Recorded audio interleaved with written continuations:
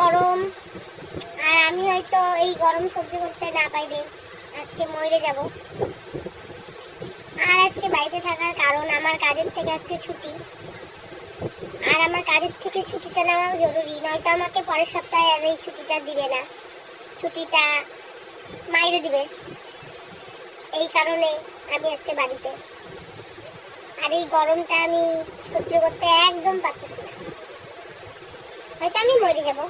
তো তোমরা যদি কেউ আমার সাথে আইসে আমার মরার আগে দেখা করতে চাও, তাহলে আসো আমার বাড়িতে। আমার বাড়ি কোচবিহারে,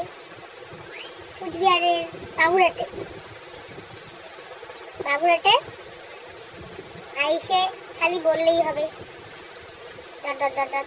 আর বললাম না। যাই হোক, তোমরা যারা আমাকে চেনো তারা আসো, দেখে যাও। আমার শেষ নিঃশ্বাস ত্যাগ করার আগে।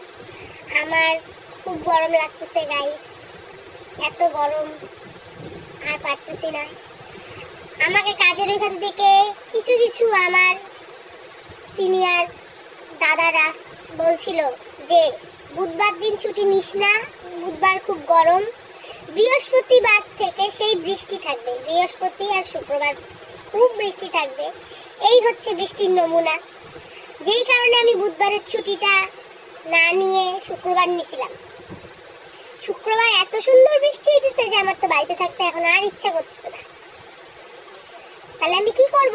আমার সাথে আমার সিনিয়র দাদারা স্ক্যাম করে গেল, সুন্দরভাবে স্ক্যাম করে গেল। শুক্রবার বলে বৃষ্টি হবে, আর আমি তো বিশ্বাস করে নিলাম না বুধবার। এটা একটা বৃষ্টির নমুনা।